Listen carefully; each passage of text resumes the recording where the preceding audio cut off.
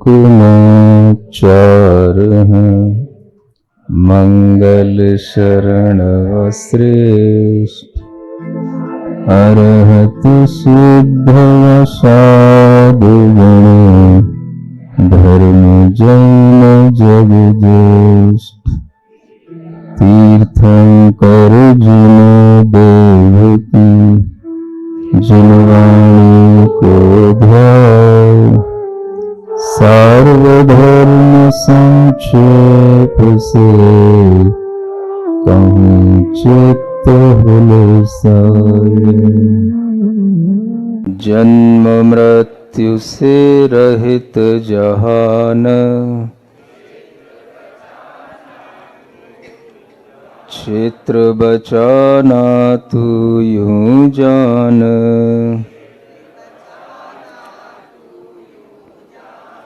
सभी काल के समय अतीव,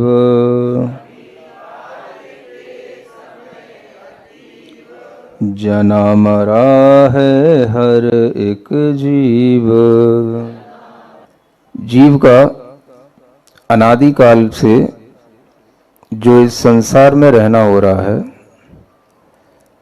वह दो मुख्य कारणों से होता है। एक मुख्य कारण है भीतर में मिथ्यात्व भाव का होना, और दूसरा मुख्य कारण है कसाय भाव का होना। इन दो मुख्य कारणों से जीव का संसार में परिभ्रमण होता है। पंच परावर्तन इस जीव के लिए अनादिकाल से कई बार होते आए। इन सबके पीछे जो मुख्य कारण है वो ये दो प्रकार के भाव हैं, एक मिथ्यात्व और एक कषाय। इन मिथ्यात्व और कषाय से युक्त होकर के ही जीव पंच परावर्तन करता है। अन्य कोई भाव, योग आदि, अविरति आदि इतने महत्वपूर्ण नहीं है जितने ये दो भाव हैं। और अविरति आदि भाव भी इन्हीं कसाय में अंतर्भूत भी हो जाते हैं। मन वचन काय की क्रियाएं महत्वपूर्ण नहीं है, महत्वपूर्ण है भीतर का जो उपयोग है, भीतर जो भाव प्रणाली चलती है, उस भाव प्रणाली में क्या चल रहा है।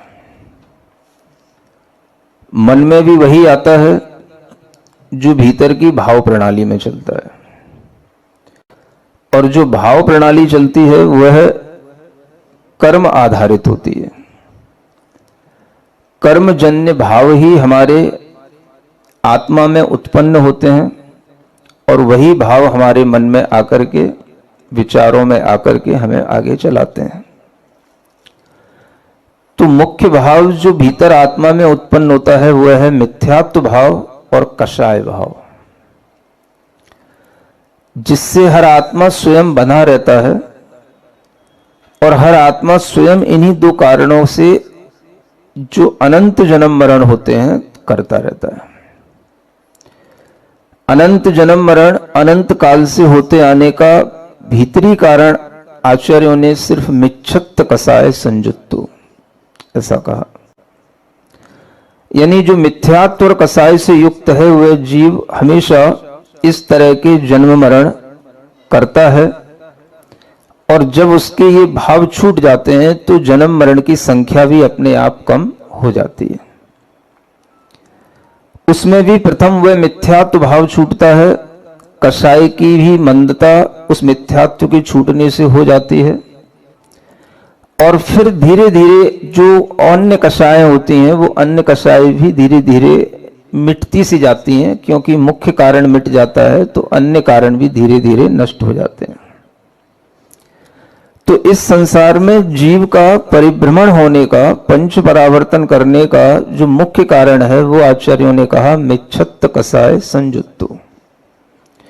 ये जीव संयुक्त है, जुड़ा हुआ है, किससे? मिथ्यात्व से और कसाय से। लोग सोचते हैं कि जीव का जन्म मरण कैसे होता है, क्यों जीव बार बार जन्म लेता है। तो जीव जब से है तब से इन दोनों प्रकार के भावों से संयुक्त है। अनादिकाल से यह मिथ्यात्व और कसाई का संयोजन उस जीव से बना हुआ है, और इस जीव के अंदर जब ये संयोगज भाव टूटेगा तब इस जीव का जन्म मरण छूटेगा। तो जन्म मरण को छुड़ाने का, जन्म मरण के दुख से बचने का, जन्म मरण की प्रक्रिया का ये जो चक्र चलता है, इसका अंत करने का भी भीतरी कारण समझना पड़ेगा। जो कारण से जो कार्य हो रहा है, उस कारण का अभाव होने पर उस कार्य का अभाव भी हो जाता है। तो का अभाव होता है, कषाय का अभाव हो जाता है, वहां पर जन्म मरण की प्रक्रिया भी धीरे धीरे शांत हो जाती है। हर जीव इसी ओर अपनी दृष्टि रखे, मिथ्यात्व से बचना, मिथ्यात्व भाव को छोड़ना, कसाय भाव को छोड़ना। पंच परावर्तन में यही कारण है, और इसी के कारण से यह जन्म मरण बना हुआ है और आगे भी बना रहेगा। ये जब छूटेगा तभी जन्म मरण के दुखों से यह जीव अपने आप को मुक्त कर पाएगा। अब जब ये परावर्तन का वर्णन आता है तो इसमें क्षेत्र परावर्तन भी आता है। क्षेत्र माने स्थान। स्थान देखें तो कौन सा स्थान? अपने घर का स्थान, कि अपने नगर का स्थान, कि अपने देश का स्थान, कि पूरे लोक का स्थान। क्षेत्र का मतलब स्थान है, तो कौन सा स्थान? पूरा लोक। जो लोक 343 घन राजु प्रमाण घनत्व से युक्त है, और इस लोक में असंख्यात प्रदेशी ये लोक है, और इस लोक के हर प्रदेश को एक स्थान कहा जाता है, क्षेत्र कहा जाता है। जैनागम में जब क्षेत्र को बताया जाता है तो क्षेत्र को बताने के लिए जो यूनिट काम आती है उसको प्रदेश कहते हैं। तो जब ये कहा जाता है कि एक प्रदेश, तो एक पॉइंट का वह एक परमाणु बराबर स्थान एक प्रदेश कहलाता है। लोकाकाश है, लोक का पूरा आकाश, पूरा लोक 343 घनराजु प्रमाण, यह एक क्षेत्र है, इस जीव के जन्म मरण का स्थान है। इस पूरे क्षेत्र में जो असंख्यात प्रदेशों वाला यह पूरा लोकाकाश है, यह सिद्धांत जो क्षेत्र परावर्तन का है, यह सिद्धांत को पढ़ करके, सुनकर के यह समझा जाता है कि इस लोक के अंदर इस जीव के लिए ऐसा कोई भी स्थान नहीं है जिस स्थान पर इस जीव ने जन्म और मरण न किया हो। अब वो जरूरी नहीं कि वो जीव पंचेंद्री ही हो। पंचेंद्री तो कितनी जगह पर जन्म मरण करेगा। भाई नोएडा में जन्मे हो तो बहुत प्रोबेबिलिटी है कि नोएडा में ही अंत होना चाहिए। नहीं समझे? वो तो कोई बाई चांस की बात है कि एक्सीडेंटल कहीं कुछ हो जाए, बाहर गए थे भाई कुछ हो गया। तो जीव का जो परिभ्रमण होता है तो उसमें पंचेंद्री जीव के द्वारा कितना सा क्षेत्र घेरा जाएगा, लेकिन सबसे ज्यादा क्षेत्र लगता है कि पंचेंद्री जीव ही घेरता है। सबसे बड़ा एरिया, सबसे बड़ा स्थान, सबसे बड़ा हमारा महल, सबसे बड़ा हमारा जाने आने का स्थान, हमारा देश बहुत बड़ा है, हम ही बहुत बड़े हैं। तो ऐसा लगता है कि जैसे पंचेंद्री जीव ही सब जगह जन्म मरण कर रहा हो।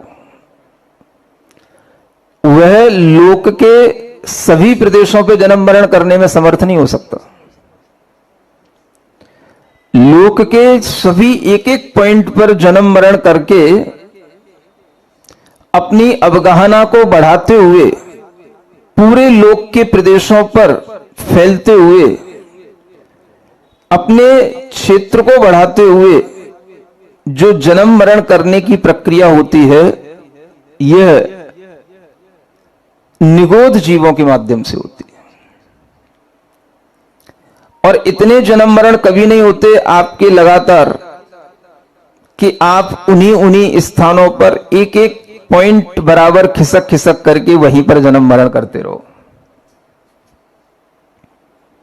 क्षेत्र परिवर्तन तो होना है, लेकिन सूक्ष्म निगोदिया जीव के माध्यम से शुरू होकर के एक छोटी अवगाहना से लेकर के पूरी बड़ी अवगाहना तक सभी प्रकार की अवगाहना से युक्त होकर के जन्म भी ले लेना और मरण भी कर लेना, यह क्षेत्र परिवर्तन के माध्यम से बताया जाता है। जब कोई जीव अपनी ही अवगाहना को बढ़ाते बढ़ाते बढ़ाते बढ़ाते यह निश्चित है कि कौन जीव कितनी छोटी अवगाहना से शुरू होता है और कितनी बड़ी अवगाहना प्राप्त कर पाता है। तो सूक्ष्म निगोदिया जीव की सबसे छोटी अवगाहना, सबसे छोटा शरीर,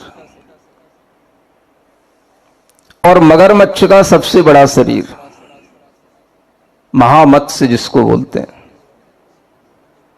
1000 योजन लंबा, इतना बड़ा अवगाहना वाला वह जीव का क्षेत्र बढ़ता चला जाए, उस क्षेत्र में वह सब प्रकार की अवगाहना से युक्त होकर के जब उस लास्ट की अवगाहना वाले जीव की अवगाहना से युक्त होकर के भी उस क्षेत्र में वह स्थित हो जाता है, तो वह भी एक सूक्ष्म निगोदिया से लेकर के वहां तक की यात्रा उसी बीच में सभी अवगाहना वाले जीव हो जाएंगे। और उतने सब अवगाहना वाले जीवों में उसकी उत्पत्ति होना, मरण होना, यही उसका क्षेत्र परावर्तन कहलाता है। तो इतने लोक के अवगाहना, लोक के प्रदेशों के बराबर जन्म मरण करने के बाद फिर से उसी स्थान पर जन्म मरण करने की प्रक्रिया शुरू हो जाने का नाम ही क्षेत्र परावर्तन। जब यह क्षेत्र परावर्तन होगा तो क्षेत्र की दृष्टि से देखा जाएगा। क्षेत्र माने आप कितना स्थान घेर रहे हैं, आपकी कितनी अवगाहना है। तो आपके द्वारा कोई ज्यादा स्थान नहीं घेरा जाएगा, लेकिन लगता यही है सबसे बड़े जीव यही है। लेकिन जन्म मरण की प्रक्रिया में पूरे लोकाकाश के सब क्षेत्रों पर, सब प्रदेशों पर अपना जन्म मरण करने के माध्यम से जो इस प्रक्रिया को पूरा करते हैं, वो निगोद जीवों के माध्यम से होता है, सूक्ष्म जीवों के माध्यम से होता है। धीरे धीरे वो अपनी अवगाहना का विस्तार करते जाते हैं। सभी प्रदेश तो लोग के वही नाप पाएंगे, आप कहां तक रहेंगे, कहां तक पहुंच पाएंगे। बताओ आपका मरण कहां तक संभव है? ज्यादा से ज्यादा एरोप्लेन में जाओगे, वो क्रैश हो जाएगा, तो बस वहां से गिर पड़ोगे, वहां से मर जाओगे। इससे ज्यादा तो कहीं बहुत ऊंचाई तक तो जा नहीं सकते। लोक के सभी प्रदेश तो छू नहीं सकते। अब जब लोक की पूरी बात आती है तो उस लोक में जहां पर सिद्ध भगवान है वहां पर भी जीव रहते हैं, वहां के भी प्रदेशों को छूना है। तो वो कौन छुएगा? तो वह उन्हीं एक इंद्रिय जीवों से छुआ जाएगा। वहां तक पहुंचने की क्षमता आप पंचेंद्रियों की नहीं है। आपके लिए तो बस ये 4 वे ही बनाए गए, 6 वे बनाए गए हैं। आपको यहीं पे मरना है। तो ये एरिया बहुत छोटा है। जब लोक का एरिया देखते हैं तो लोक का एरिया बहुत बड़ा है, और वहां पर जन्म और मरण करने के लिए उन सब स्थानों को छू करके आना और वहां पर अपनी एक उपस्थिति दर्ज कराना कि मैं भी इन प्रदेशों में जन्म ले चुका हूं, मैं भी इन प्रदेशों में मरण कर चुका हूं, ये काम पंचेंद्रियों के बस का नहीं है। ये काम किसके बस का है? एक इंद्रियों के बस का है। सुन रहे हो ना? ये भी एक मैच है। कहां तक छूना, कितने कितने स्थानों पर हम छू करके आ जाएं, कितने कितने स्थानों पर हमारा जन्म मरण संभावित हो जाए। तो इस रेस में भी जब हम देखेंगे तो इस रेस में भी आप लोग पीछे रहेंगे। आगे कौन मिलेगा? एक इंद्रिय जीव आगे मिलेंगे, क्योंकि आपकी क्षमताएं उतनी नहीं है कि हर स्थान पर जन्म और मरण कर सको। तो लोक इतना बड़ा है कि हर स्थान पर जन्म मरण करने वाला जो एक इंद्रिय जीव होगा वो ये ना समझना कि वो अलग है और हम अलग हैं। जब हमारे लिए कहा जाता है कि क्षेत्र परिवर्तन भी हम इतने कर चुके हैं कि हम सभी स्थान पर जन्म और मरण कर चुके हैं, तो इसका मतलब है कि हम भी सभी क्षेत्रों को छू चुके हैं, हम भी पूरा मैच खेल चुके हैं। समझ में आ रहा है? कोई भी ऐसा स्थान नहीं बचा जहां पर हर जीव ने इस अनंत काल में जन्म और मरण न किया हो किसी ना किसी इंद्रिय के जीव के रूप के साथ। कोई भी एक इंद्रिय वाला बने, दो इंद्रिय वाला बने, सब गिनती में आएगा, लेकिन जो मुख्य स्थान है, बहुत ज्यादा स्थान है, वो एक इंद्रिय जीवों से ही कवर्ड होगा। तो जीव का जन्म और मरण जो लोकाकाश के प्रदेशों पर होना है, उसी को गिनना और उसी को जो है क्षेत्र परिवर्तन के रूप में देखना कि जिन प्रदेशों से यह शुरू किया गया उन प्रदेशों पर पुनः उपस्थित होकर के जन्म मरण की प्रक्रिया करना, यह क्षेत्र परावर्तन के नाम से जाना जाता है। और कभी कभी शुरू करने के लिए इस प्रक्रिया को लोक के बिल्कुल मध्य प्रदेशों से शुरू करते हैं। मध्य प्रदेश का मतलब एमपी नहीं, लोक जो बना हुआ है उसके बिल्कुल मिडिल में जो पॉइंट हैं, उसी पर उस जीव के पॉइंट्स 8 अपने भी मिडिल पॉइंट होते हैं। पूरे असंख्यात प्रदेशों के 8 मध्य प्रदेश होते हैं। तो लोक के मध्य प्रदेश और अपने जीव के मध्य प्रदेश एक साथ स्थित हो जाएं और वहां से इस खेल को शुरू करना है।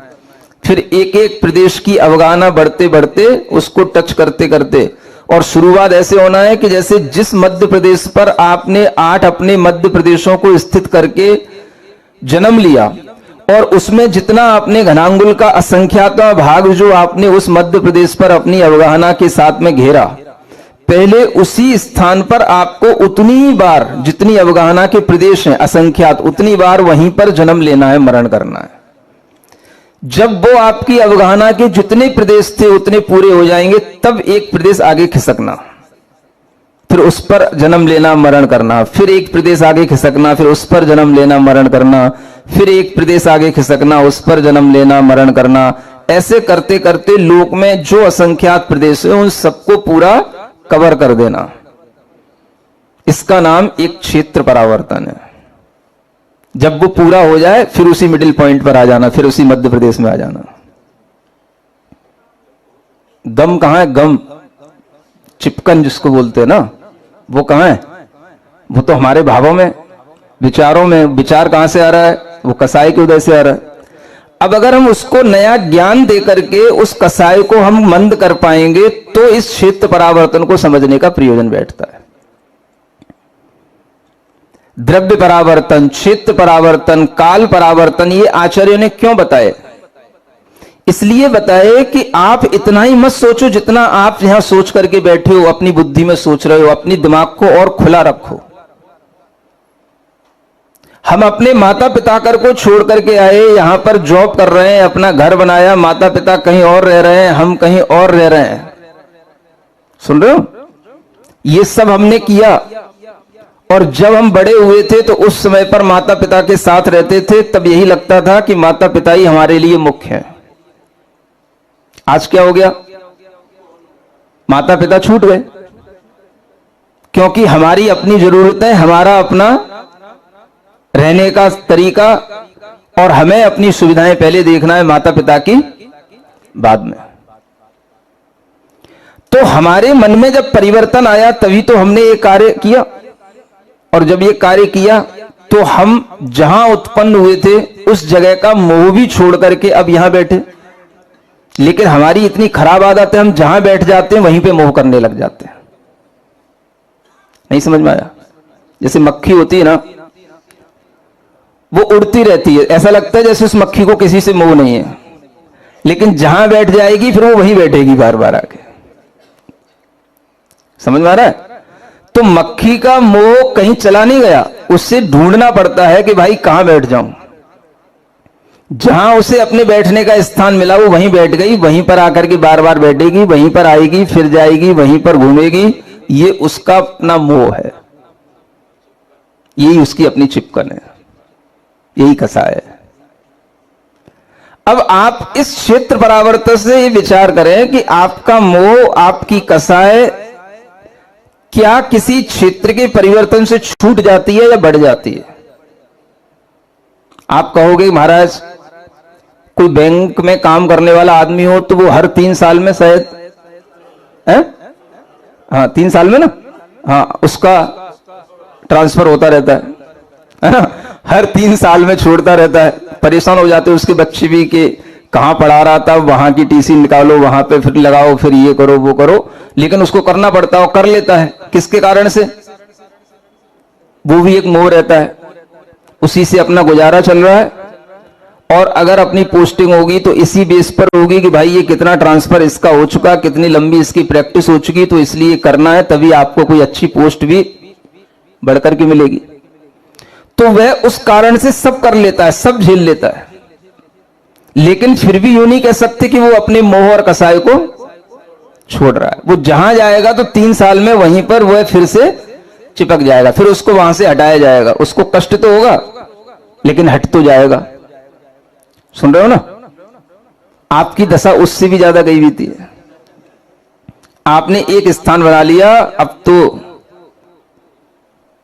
क्या बोलते हो, जिएंगे यहीं मरेंगे यहीं, हाँ जीना यहां मरना यहां, इसके सिवा जाना कहां, बस। तो ये आपकी मानसिकता बन गई, बस यहीं पे जीना है, यहीं पे मरना है।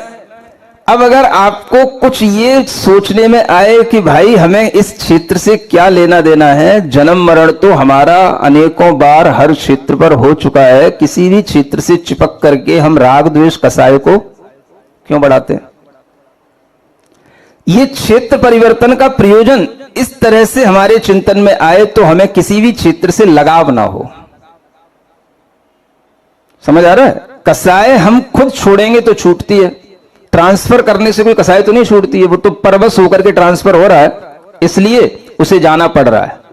लेकिन अगर वही हम अपनी कसाय छोड़ करके भाई कहीं भी रह जाएं, कहीं भी हो जाए, हमें किसी क्षेत्र से मतलब नहीं, हमारा मतलब तो अपने मिथ्यात्व और कसाय की कमी से है, वो कैसे हो ये देखना है, किसी भी क्षेत्र में हो। इसी तरह से आचार्य कहते हैं काल परावर्तन होता है। इस काल परावर्तन में भी इसी तरह की पूरी बात बताई जाती है। अब काल का मतलब क्या? इस काल चक्र में मुख्य रूप से 2 तरह के काल चल रहे हैं, एक उत्सर्पणी काल होता है और एक अवसर्पणी काल होता है। और हर काल के 6 भेद हैं, 6 चक्र, 6 उसके आरे हैं। तो 6 आरों से एक उत्सर्पणी काल पूरा हो रहा है, फिर उसी से एक अवसर्पणी काल पूरा होगा, और ये पूरा काल मिलकर के कल्प काल कहलाता है, और ये चक्र चलता रहता है। जैसे अभी ये अवसर्पणी काल चल रहा है, अवसर्पणी काल का कौन सा आरा चल रहा है? 5वां आरा चल रहा है, पंचम काल जिसको बोलते हैं। इसके बाद एक 6वां आरा आएगा, वो शुरू होगा। उसके बाद फिर उत्सर्पणी काल का 1, 2, 3, 4, 5वां शुरू, 6वां शुरू होगा। फिर 6वें के बाद फिर से अवसर्पणी काल का 1, 2, 3 ये सब शुरू हो जाएगा। तो ये चलता रहता है, एक काल चक्र है। अब इस काल परावर्तन को समझने के लिए आचार्य कहते हैं, आप सपोज करो कि किसी उत्सर्पणी काल के प्रथम समय में आपका जन्म हुआ। कौन सा? कोई भी ले सकते हैं, शुरुआत कहीं से भी कर सकते हैं, उत्सर्पणी से, अवसर्पणी से। हम उत्सर्पणी से करके चलते हैं। मानो उत्सर्पणी काल के प्रथम समय में आपका जन्म हुआ, वो सिर्फ जन्म हुआ, ठीक है ना? अब आपने अपनी जितनी उम्र के साथ में उस काल में उस टाइम पर जन्म लिया था, वो आपने अपनी आयु जी ली, आपका मरण हो गया, काल तब तक बहुत निकल गया। सुन रहे हो? अब वो जो काल निकल गया आपकी आयु का, वो अब उत्सर्पणी काल में दोबारा आने का नहीं। अब वो पूरा उत्सर्पणी काल आप गुजारो, अवसर्पणी काल गुजारो, और फिर से जब उत्सर्पणी काल आए, तब उसी उत्सर्पणी काल का जो दूसरा समय है, उस दूसरे समय पर आपका जन्म होना चाहिए। सुन रहे हो? इन 5 परावर्तनों में अगर कोई सिंपली अगर आप किसी चीज को, कौन से परावर्तन को समझ सकोगे तो वो काल परावर्तन आपकी समझ में आएगा, है ना। अब आप दूसरे समय पर फिर से उसी उत्सर्पणी काल के दूसरे समय पर आपका जन्म हुआ। जब आपका जन्म हुआ तो वो काउंट हुआ, ये दूसरा समय हो गया। समझ आ रहा है? अब फिर आपने पूरा अपना जीवन जिया, मृत्यु हुई, उसके बाद में अब जो भी आपके जन्म मरण होते रहेंगे वो काउंट नहीं करिए जाएंगे इस काल परावर्तन में। क्या हुआ, फिर से पूरा उत्सर्पणी निकल जाए, अवसर्पणी निकल जाए, बाई चांस की बात ही होगी कि आप उस उत्सर्पणी काल के तीसरे समय पर जन्म ले रहे हो। नहीं तो हो सकता है आप कोई जीवन कहीं और जी रहे हो, 4 गतियों में कहीं और जी रहे हो, तो वो भी उत्सर्पणी काल निकल जाएगा, फिर वो नहीं गिना जाएगा। तो वो पॉइंट काउंट किया जाएगा जब आप फिर से तीसरी बार उस उत्सर्पणी काल के तीसरे समय में जन्म लें। ऐसे ही चौथे समय में जन्म हो, फिर 5वें समय में हो, और ऐसा जन्म होते होते कितने, जितने समय एक उत्सर्पणी काल में होते हैं उन सभी समयों में आपका जन्म हो जाए, है ना। इन समयों को मिलने से ही सब ये सेकंड, महीने, वर्ष सब बनेंगे। और इन सब के जो सबसे सूक्ष्म पार्ट है, टाइम का सबसे सूक्ष्म यूनिट है, वो समय है। तो हर एक समय पर आपका जन्म हो जाए, ये एक पूरा काल फुलफिल हो जाए, और फिर उसके बाद में इसी तरह से हर एक समय पर मरण हो जाए, तब जो है एक काल परावर्तन पूरा हो जाए। समझ आया कि नहीं आया? है? जैसे मान लो अभी अपन जीवन जी रहे हैं, ये सब अपना काल फोकट में जा रहा है, ये काल परावर्तन में नहीं गिना जाएगा। नहीं समझ में आ रहा? हाँ, जिस समय पर हमें जन्म लेना हो उस समय पर वह जन्म लिया जाएगा, तो वह जो है उसकी काउंटिंग में आएगा और उसके साथ उसका आगे का संबंध जुड़ेगा। तो इतना जन्म हो जाना, हर एक समय पर जन्म और हर एक समय पर मरण होने पर जब ये काल चक्र पूजा हो जाए, उत्सर्पणी का भी और अवसर्पणी का भी, तब एक काल परावर्तन पूरा समझ लेना। अब ऐसे परावर्तन भी कितने, तो अनेकों बार, अनंतों बार ये भी हो चुका है। तो ये काल परावर्तन हमें क्या सिखाता है? काल का परावर्तन तो होता ही रहता है ना। अब हम चलो इस काल परावर्तन को थोड़ा रख दें एक जगह, दूसरा काल परावर्तन हमें दिखाई देता है ना। ग्रीष्म काल, वर्षा काल, शीतकाल, ये परावर्तन भी हमने कितने कर लिए? जितने बड़े हो गए अपन, जितनी उम्र हो गई उतने तो हो ही गए ना। समझ आ रहा है ना। और हर एक वर्ष में आपको ये परावर्तन करने होते हैं। अब इन परावर्तनों में काल परावर्तन के माध्यम से अपने को क्या सीखने को मिलता है? भाई, किसी भी काल में भी मत चिपको। देखो, धर्म को अगर प्रायोगिक रूप में देखोगे तो आप सुखी रहोगे हमेशा। धर्म क्या कहता है?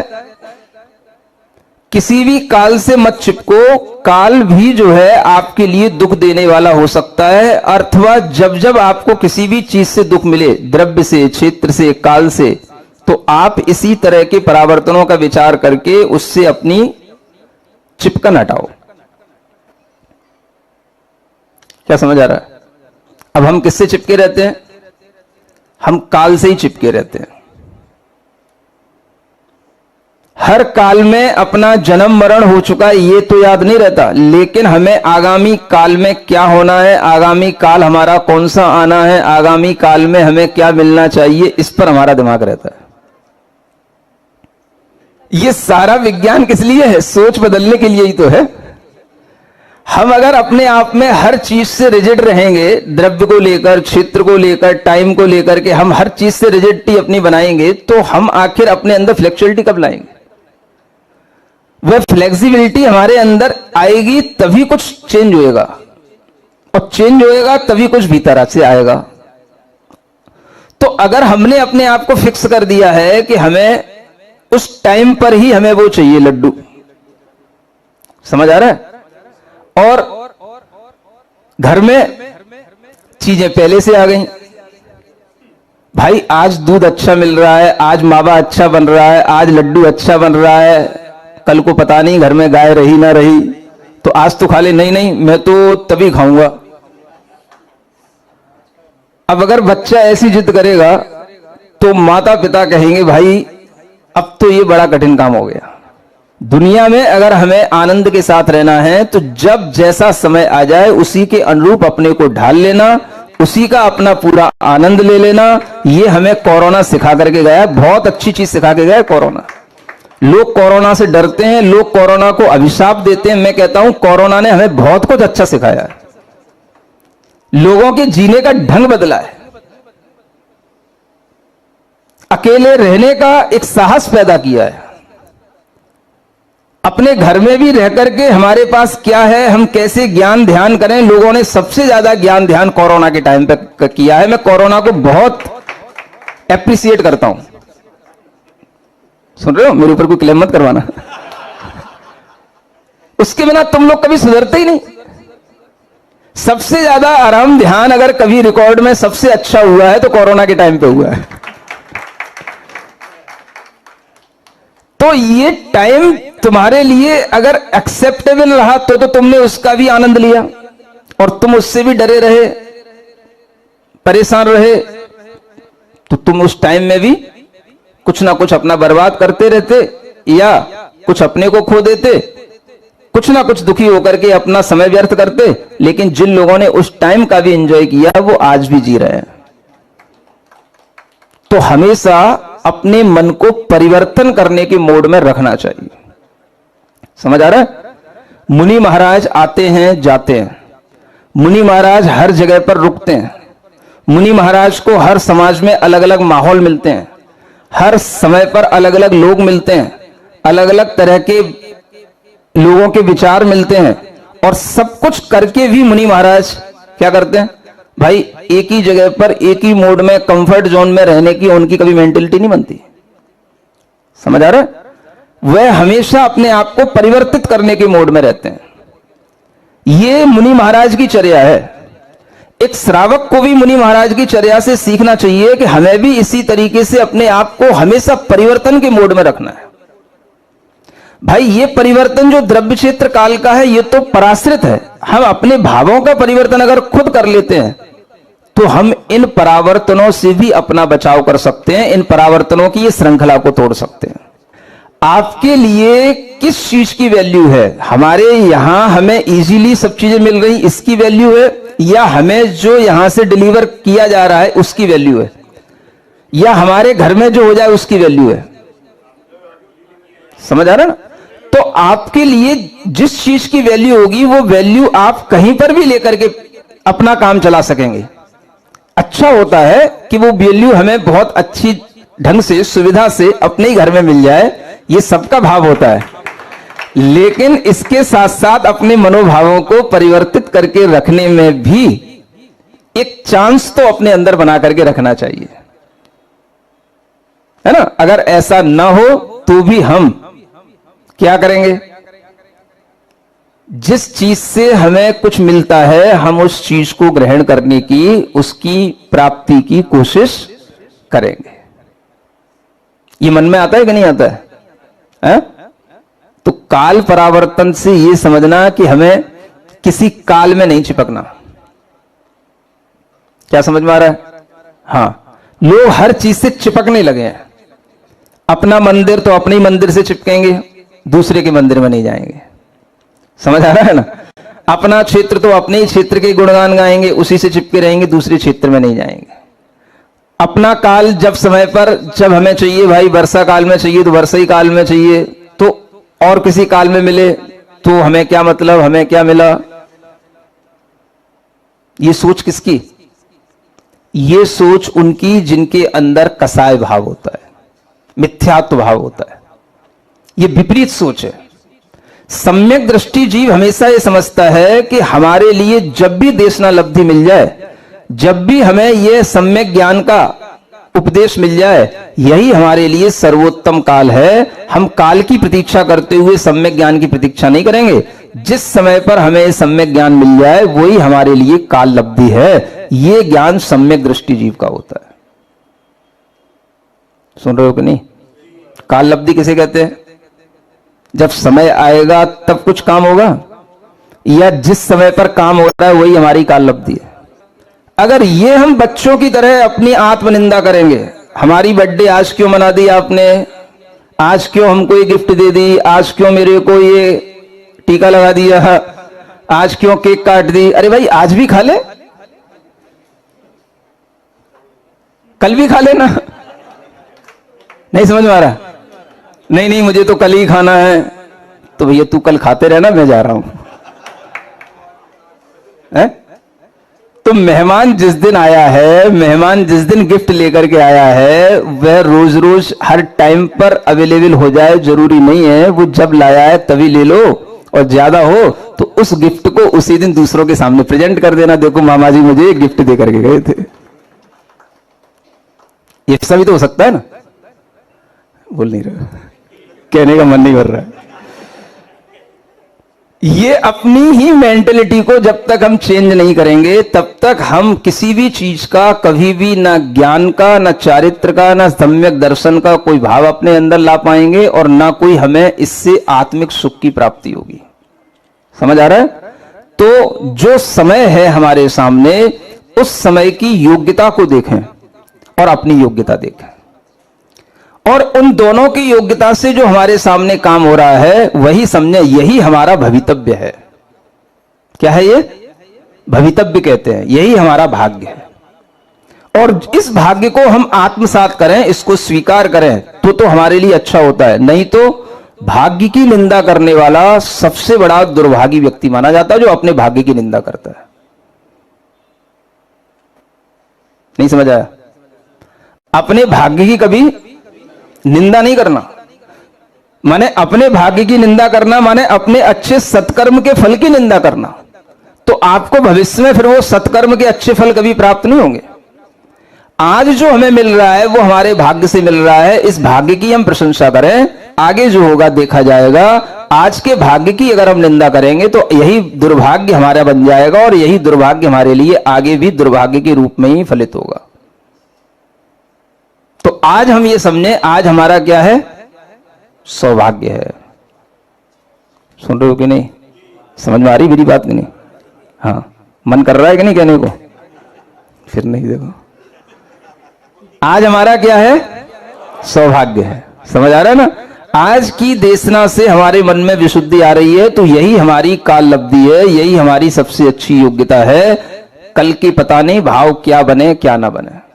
हाँ, ऐसा मैंने कई लोगों को देखा है, दुर्भाग्य से कुछ भी घटना घटित हो जाती है, और जो सोचते हैं वो कुछ नहीं होता है, और जब बिना सोचे जब कुछ मिल रहा हो, इसे अपना सबसे बड़ा सौभाग्य समझना चाहिए। ये तब संभव होगा जब आप किसी काल से ना चिपके, किसी क्षेत्र से न चिपके। अभी तक तो हम चिपकते आए महाराज, तो वो चिपकन छुड़ाने के लिए तो हम आए, नहीं तो सब महाराजों में हमें फिर अंतर ही क्या रह जाएगा। तो चिपकन छुड़ाना है। मुझे समझ आ रही है कि आपकी चिपकन कहां है, तो वो भी छूटना चाहिए। ये भी इस क्षेत्र परावर्तन और काल परावर्तन के प्रयोजन होते हैं, तभी हमारे भीतर ये परावर्तनों की श्रृंखला रुकती है।